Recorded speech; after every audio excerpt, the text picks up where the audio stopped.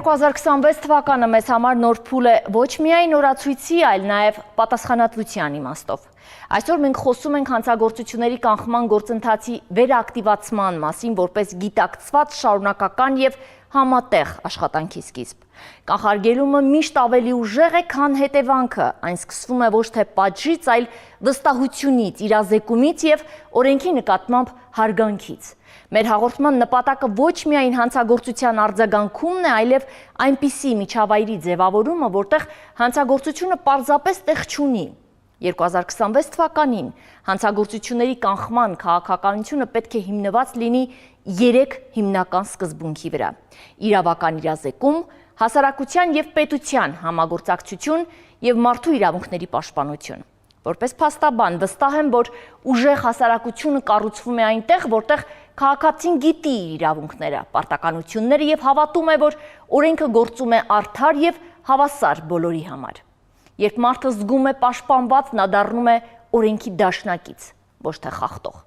Այս գործընթացում կարևոր դեր ունի յուրաքանչյուր ընտանիք, դպրոց, համայնք և մասնագետ։ Հանցագործությունների կանխումը միայն իրավապահների գործը չէ, դա համատեղ պատասխանատվություն է ձևավորելու անվտանգ, կարգապահ և փոխադարձ հարգանքի վրա հիմնված հասարակություն և հենց այս մեկնաբանության ներքո ուզում եմ ներկայացնել մեր այսօրվա հյուրին, ներքին գործերի նախարարի տեղակալ Արմեն Մկրտչյանին։ Բարև ձեզ, պարոն Մկրտչյան, շնորհակալ եմ մեր հրավերն ընդունելու և 2025 թվականը համատեղ ամփոփելու համար։ Ուզում եմ կարճ հարցադրում իրականացնել։ Ինչ կարևոր ուղղություններ են եղել 2025 թվականին, ինչ աշխատանք է իրականացվել թերևս փոփոխությունների մակարդակում, որ նորամուծություն է եղել ներքին գործերի նախարարության որդեգրած սկզբունքների կամ ուղղությունների համար։ Շնորհակալ եմ հրավերի համար և հնարավորության համար, որպեսզի մենք նույնպես կարողանանք մեր գործունեությունը որոշակի առումով ամփոփել և այն ներկայացնել հանրությանը։ Իհարկե գիտեք, որ ներքին գործերի նախարարության ենթակայությամբ են գործում ոստիկանությունը և փրկարար ծառայությունը, և այս իմաստով մեր աշխատանքը 24-ժամյա մարտահրավերներով լի է, և բնականաբար մենք այս ուղղությամբ պետք է ձեռնարկեինք միջոցառումներ, վարեինք ճշգրիտ քաղաքականություն, որդեգրեինք ռազմավարական մոտեցումներ և որոշ արդեն ռազմավարություններ հասցնեինք իրենց ավարտին։ Այս առումով կուզենայի առանձնացնել, որ մեր հիմնական ջանքերը տարվա ընթացքում միտված էին հասարակական անվտանգության ապահովման մակարդակի բարձրացմանը, և որպես խոշոր կտոր ես կառանձնացնեի ոստիկանության գվարդիայի ձևավորումը, որը այս տարվա նոյեմբերի 1-ից ամբողջությամբ սկսեց գործել։ Այսպիսով մենք նաև լիարժեքացրեցինք ոստիկանության 4 հենասյունային ծառայությունների գործունեությունը, և սա շատ էական է, քանի որ վերջիններս փոխլրացնող են իրար։ Այս հենասյունային ծառայության ձևավորմանը իհարկե նախորդել էին մեծածավալ օրենսդրական և հայեցակարգային աշխատանքների մշակումներ։ Այս իմաստով մենք ներկայումս ունենք գործող արդեն ծառայություն, որը պատասխանատու է հասարակական կարգի պահպանության համար և հասարակական անվտանգության ապահովման համար, հատկապես խոսքը վերաբերվում է զանգվածային միջոցառումների սպասարկումներին, հավաքներին, երթերին, ցույցերին, ինչպես նաև այդպիսի միջոցառումները հնարավոր զանգվածային անկարգությունների վերաճելու դեպքում դրանց կանխմանը և խափանմանը։ Որպես առանձնահատուկ նորամուծություն, որ մենք ունեցանք այս ծառայության ձևավորմամբ, կուզենայի առանձնացնել ստանդարտացված գործելակարգերի որպես իրավական փաստաթուղթ ունենալուն, այս պարագայում խոսքը գնում է ուժի գործադրման ստանդարտացված գործելակարգին, որը առաջի անգամ է ընդունվել, և այստեղ հստակ մենք պարզաբանում ենք և նշում ենք, թե ուժի գործադրումը ինչ է իրանից ներկայացնում, ինչ նպատակ կարող է հետապնդել։ Եվ հուսամ, թե որ դեպքերում պետք է կիրառվի։ Այո, որ դեպքերում պետք է կիրառվի, և ինչը կարևոր է, որ դեպքերում չպետք է կիրառվի կամ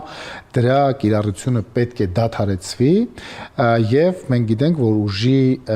մենք մի քանի միջոցներ ունենք, դա ֆիզիկական ուժն է, հատուկ միջոցը կամ այրեղ դեպքում նաև հրազենը,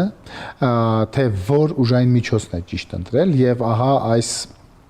մեթոդական փաստաթուղթը ընդունվեց նաև գվարդիայի ձևավորման հետ զուգահեռ։ Ներքին իրավական ակտ է, որը կարգավորելու է։ Այո, օրենքով ներքին գործերի նախարարը լիազորվեց այդպիսի իրավական ակտ ընդունելու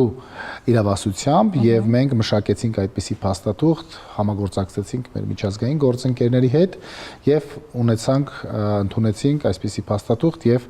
դա դարձավ մեր ծառայողների ոչ միայն գվարդիայի, ոստիկանության եւ մյուս ծառայողների համար որպես ուղենիշային փաստաթուղթ։ Ինչի եմ սա որպես առանձնահատուկ նշում, որովհետեւ ըստ էության ուժի գործադրումը դա հստակ մարդու իրավունքների միջամտության եւ նաեւ ուժի տեսքով միջամտության, ինչը նաեւ հղի է որոշակի բարդություններով եւ ռիսկերով։ Եվ ինչու՞ չէ, տարվա ընթացքում բազմաթիվ անգամներ հնչեցին կարծիքներ, որ ուժ է կիրառվել, որ չպետք է կիրառվեր, խաղաղ բնակիչ է բերման ենթարկվել ուժի կիրառմամբ եւ դրա կարիքը բոլորովին չկար, եւ բնականաբար այս ուղեցույցը կարող է հիմք հանդիսանալ, որպեսզի ճշգրիտ գնահատական տրվի ոստիկանության աշխատանքին։ Շատ ճիշտ ձևակերպեցիք ձեր միտքը այս առումով, որովհետև մեր հիմնական նպատակն է դա եղել, քանի որ շատ դեպքերում մենք օրինակ լսում ենք, այո, ուժի գործադրման դեպքում ինչով որ ոստիկանության ծառայողը լիազորված է, որ բռնություն է, բիրտ ուժ կամ եւ այլն, բայց այնուհանդերձ տեղի է ունեցել ուժի գործադրում, որը եղել է տվյալ պահին անհրաժեշտ հասարակական հարաբերությունները պաշտպանելու, որովհետև չէր կարգավորվել։ Այս սահմանը ճշգրիտ տեսնելու եւ գտնելու համար շատ մանրամասն կարգավորում ունեցող փաստաթուղթեր մեզ հարկավոր եւ մենք սա ունեցանք։ Իրապես, այլ ուղղություններ, որոնք կարևորվել են։ Իհարկե, մենք նաև մի շարք օրենսդրական նախաձեռնություններով ենք հանդես եկել եւ փոփոխություններ ենք իրականացրել եւ քրեական օրենսգրքում եւ վարչական իրավախախտումների վերաբերյալ օրենսգրքում, որոնք նույնպես միտված են եղել հանցավորության կրճատմանը, կանխարգելմանը կամ վարչական վտանգավոր իրավախախտումների կանխարգելմանը, այս իմաստով կուզեի առանձնացնել, որ տարվա ընթացքում ընդունվեց տրանսպորտային միջոցներից արտաքին տեսքից կատարված գողությունները ծանրացնող օրինագիծ եւ ոչ մեծ ծանրությունից այլևս այդ արարքը դիտարկվում է որպես միջին ծանրության, քանի որ գիտենք, որ սա մեր բնակչությանը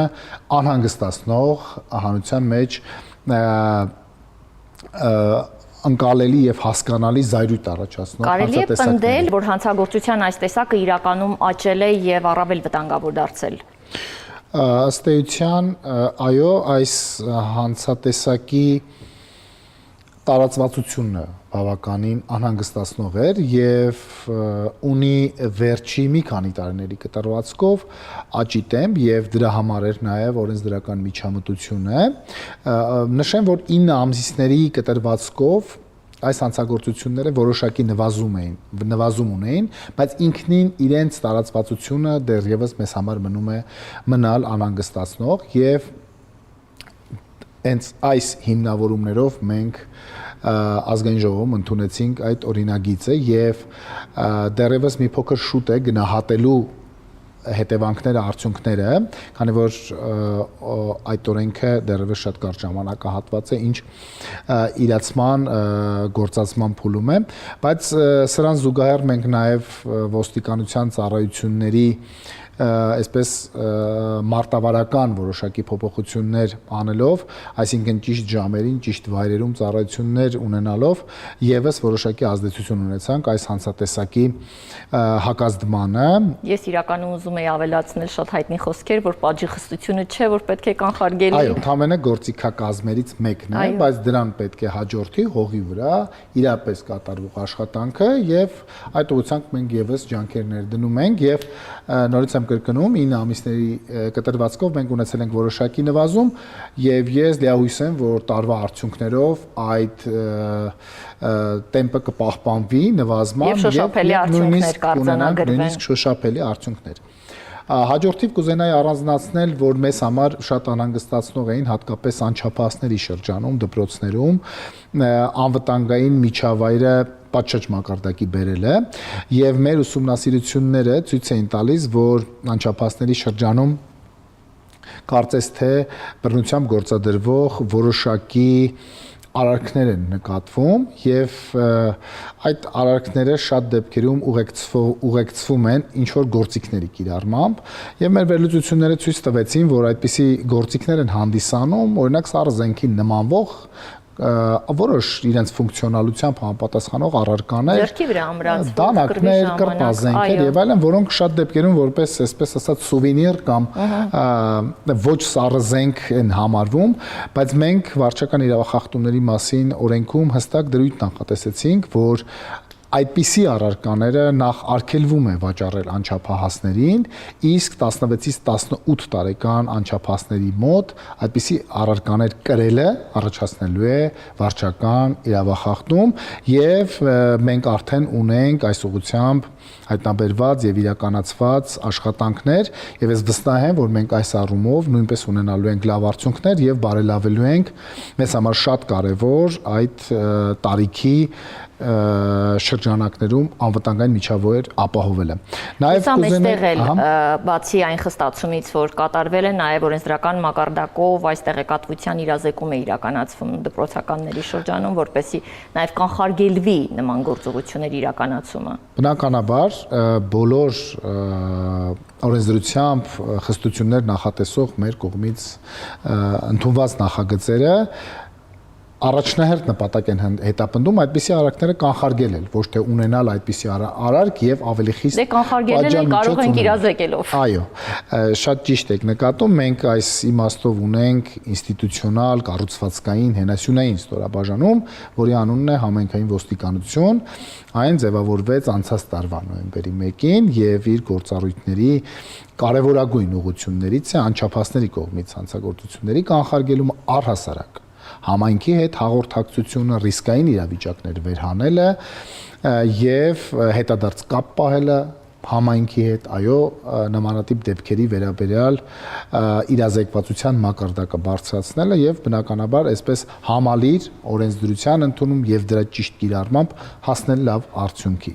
Մի փոքր նաեւ կուզենայի անդրադառնալ ճանապարհային երթևեկության անվտանգությունը, քանի որ գիտենք, որ սա եւս կարեւորագույն ուղղություններից է, հատկապես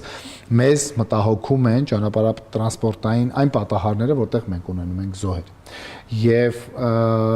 պետք է նշեմ, որ այս տարի մենք 9 ամիսների տվյալներով, 11 ամիսների տվյալներով 34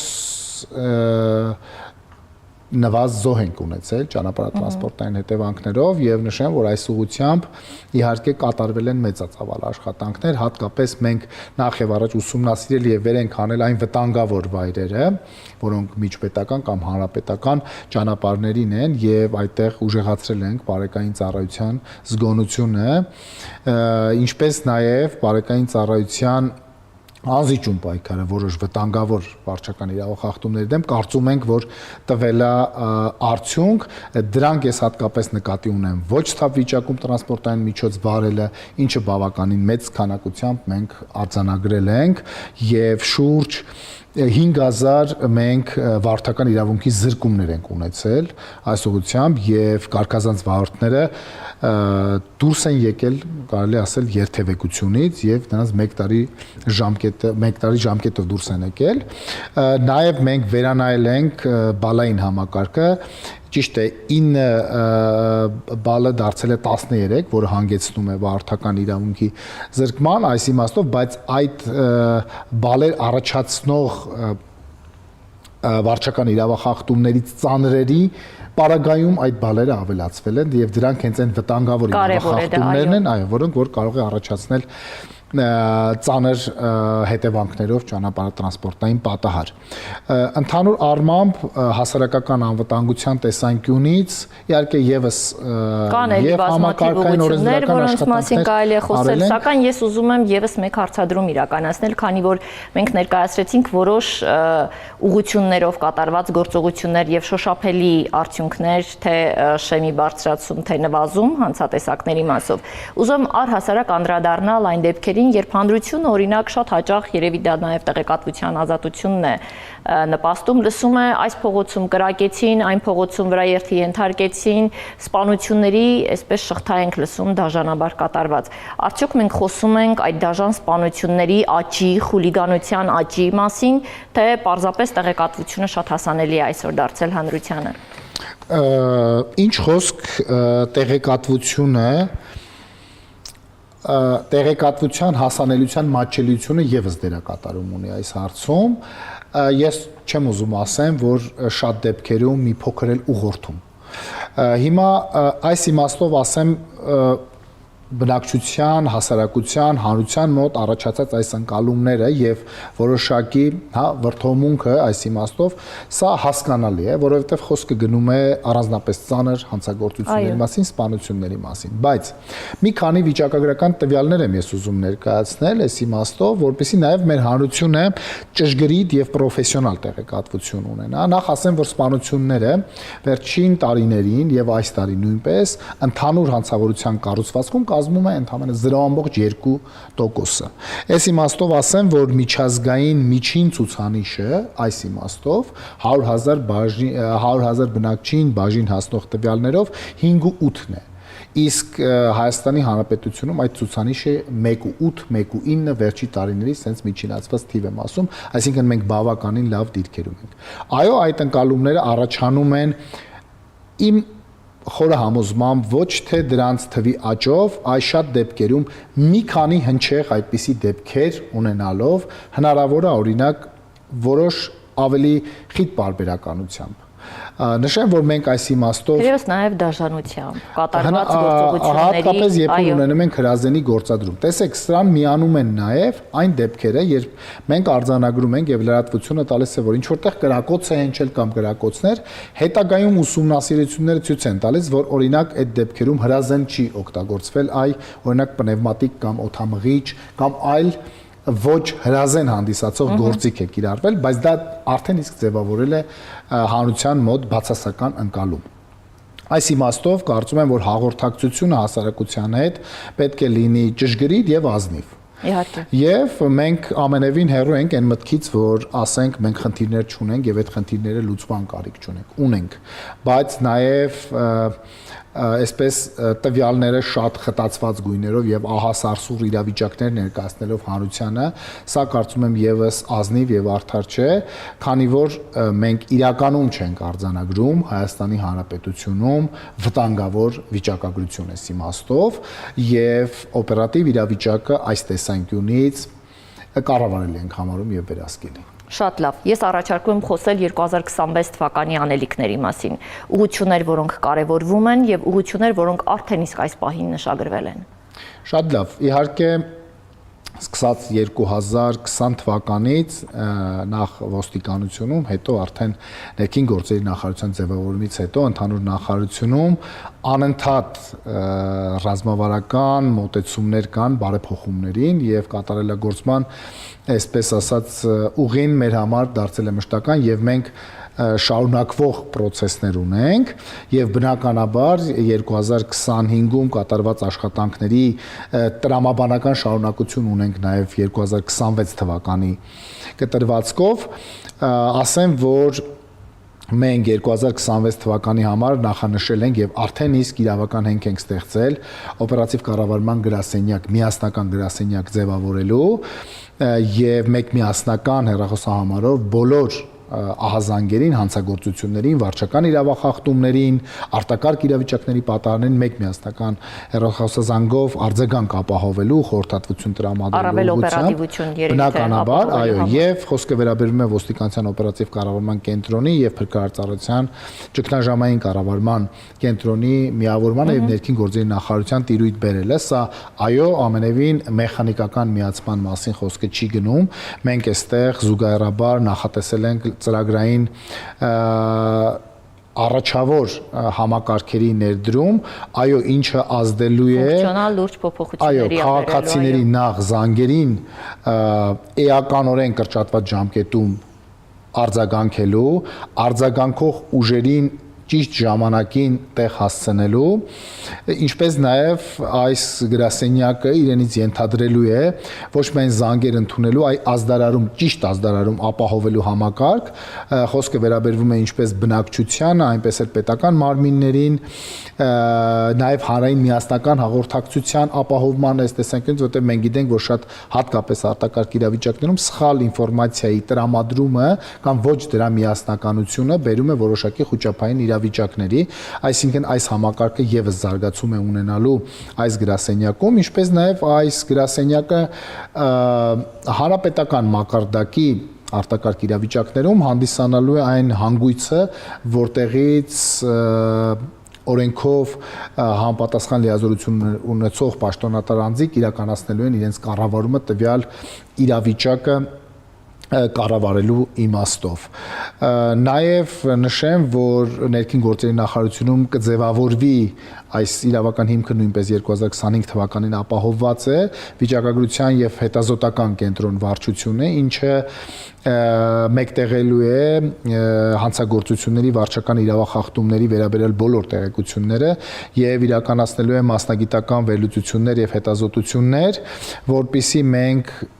ճշգրիտ պատկերացում ունենանք օպերատիվ իրավիճակի մասին եւ դրա հիման վրա առավել ճշգրիտ քաղաքականություն, հասցեական եւ թիրախային միջոցառումներ նախատեսել եւ իրականացնել։ Ես մի փոքր փրկարար ծառայությունից կուզեի նաև խոսեինք, որպես եւս ներքին անվտանգության կարևորագույն օղակ, նշեմ, որ 25 թվականին ընդունել ենք աղետների ռիսկի կառավարման եւ բնակչության պաշտպանության մասին նոր օրենք, որը բավականին երկար տարիներ մշակվել էր եւ լրջագույն միջազգային փորձաքննություն էր ունեցել։ Այստեղ էլ շատ կարեւոր, ամենակարևոր առանցքային հանգամանքներից կուզենայի առանձնացնել, որ պետական եւ տեղական ինքնակառավարման մարմինները, նույնիսկ մասնավոր կազմակերպություններն ու ֆիզիկական անձիկ հստակ դերակատարում, իրավունքներ եւ պարտականություններ են ունենալու այս օրենքի տրամաբանությամբ, որպիսի այսպիսի գործընթացները ըլնեն առավելապես կառավարելի։ Նշեմ նաև, որ փրկարար ծառայության զարգացման հայեցակարգ ենք ընդունել այս իմաստով եւ այն միջոցառումները, որոնք նախատեսված էին 25 թվականի համար, դրանք իրացված են։ Փրկարար ծառայության կենտրոնական ապարատը վերակազմակերպվել է, առավել կառավարելի է դարել, կրկնվող ֆունկցիաներն են բացառվել այստեղ եւ 2026 թվականին մենք արդեն տարածքային ստորաբաժանումներում կունենանք վերակազմակերպումներ եւ բարեփոխումներ, հատկապես այս առումով կուզենայի առանձնացնել, որ մենք նպատակ ունենք կամավորական փրկարարական ջոկատների առավել ներգրավմանը մեր փրկարար տարածքային ծառայություններում, ինչը համ ճշգրիտ ռեսուրս կապահովի տարբեր արտակարգ իրավիճակներ, հատկապես հրդեհների դեպքում, ինչպես նաև մենք դրանով նաև կմոտենանք այն մեր հիմնական նաև նպատակներին, որ մենք կունենանք անվտանգային մշակույթ կրող քաղաքացիների ավելացում, ինչը մեր համար առարկա ոլորտում, այո, կարևորագույն ուղղություն է։ Շատ լավ։ Մենք խոսեցինք այն մասին, որ շատ կարևոր է իրազեկելը, որովհետև դա կանխարգելում է որոշ հանցագործություններ։ Մեր հաղորդաշարը ունի այդ սկզբունքը եւ մեր համագործակցությունն ուղղված է հենց այդ սկզբունքի կենսագործմանը։ Ձեզ շնորհակալություն եմ հայտնում եւ առաջարկում հանդես գալ շնորհավորական խոսքով։ Ես նույնպես ձեզանից շնորհակալ եմ եւ այո, անցած տարիների համագործակցությունը մեզ նույնպես մեծ հնարավորություն է տվել, որպեսզի մենք հանրության հետ կարողանանք ունենալ ուղիղ, ազնիվ եւ մասնագիտական հաղորդակցման հնարավորություն եւ ասեմ, որ ձեր տաղավարներում այդպիսի մթնոլորտը միշտ պատշաճ ապահովված է եղել։ Շնորհակալ եմ։ Եվ մեր քաղաքացիներին բնականաբար շնորհավորում եմ գալիք նոր տարվա կապակցությամբ։ Ես կարծում եմ, որ նոր տարին միշտ նոր հնարավորություններ է ստեղծում վերանայել այնպիսի իրավիճակներ կամ խնդրահարույց ինչ որ հարցեր, դրանք շտկել եւ ես առասարակ հակված եմ, որ մարդը միշտ շտկման եւ զարգացման տեղ ունի եւ դա է այսպես ասած կատարելագործման առանցքը։ Իհարկե բոլորին մաղթում եմ հաջողություններ, առողջություն, նաև զգոնություն, եւ միշտ այնպիսի ընկալում, որ ցանկացած արարք անելուց պետք է նաեւ հաշվի առնել հանրային շահը։ Միանշանակ, շնորհակալ եմ անչափ։ Հիշեցնեմ, որ այնինչ որ այստեղ խոսում ենք, կարևոր է իմանալ։ Եվ կրկին, շնորհավորելով ձեր ամանորն ու Սուրբ Ծնունդը մաղթում եմ, որ 2026 թվականը դառնա այն տարին, երբ մենք ոչ միայն արձագանքում ենք խնդիրներին, այլ կանխում դրանք։ Տարի, երբ օրենքը կծառայի մարդուն, իսկ մարդը հասարակական խաղաղությանը։ Շնորհավոր ամանոր եւ Սուրբ Ծնունդ։